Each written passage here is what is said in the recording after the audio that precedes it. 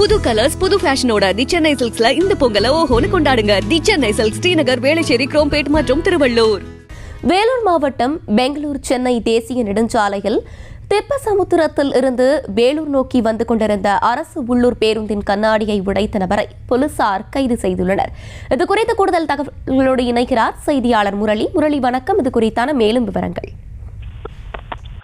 அரசினை 6 அம்ச கோரிக்கைகளை வலியுறுத்தி இன்று முதல் அண்ணா தொழிற்சங்கம் உட்பட பல்வேறு போக்குவரத்து கூட்டமைப்பு தொழிற்சங்கங்கள் இந்த காலை வரையற்ற வேலை நிறுத்தத்தில் ஈடுபட்டு வரும் நிலையில இந்த வேலூர் மாவட்டத்துல 80% அரசு பேருந்துகள் இயங்கி வரும் நிலையில் இந்த பெங்களூர் சென்னை தேசிய நெடுஞ்சாலையில் அந்த திப்பசமுத்திரத்திலிருந்து வேலூர் பழைய பேருந்து நிலையம் நோக்கி அரசு பேருந்து ஒன்று வந்து கொண்டிருந்தது.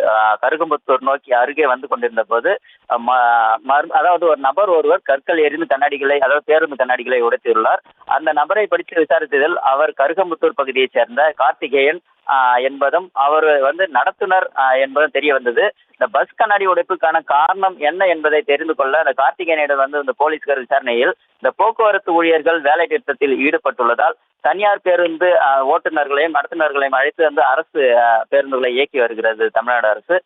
தனக்கு அரசு பஸ் நடத்துனர் பணி வழங்க வேண்டும் என்றும் வேலூர் கொணவட்டம் அந்த பேருந்து பணிமுனையத்துல அவர் அணுகி இருக்கிறார் கார்த்திகேயன். அந்த பணிமுனையில் உள்ள அதிகாரிகள் வேலை தர முடியாது என்று தெரிவித்திருக்கிறார்கள். இதனால் ஆத்திரமடைந்த அந்த கார்த்திகேயன் பஸ் கண்ணாடியை உடைத்ததாக தெரிகிறது. இது குறித்து இந்த பேருந்து பேருந்து கண்ணாடியை உடைத்ததாக இந்த பேருந்து ஓட்டுநர் அளித்த புகாரின் பேரில் அந்த கார்த்திகேயனை வேலூர் வடக்கு காவல்துறையினர் கைது செய்து விசாரணை மேற்கொண்டு வருகிறார்கள். செய்திகளை உடனுக்குடனும் துல்லியமாகவும் தெரிந்து கொள்ள சப்ஸ்கிரைப் பண்ணுங்க.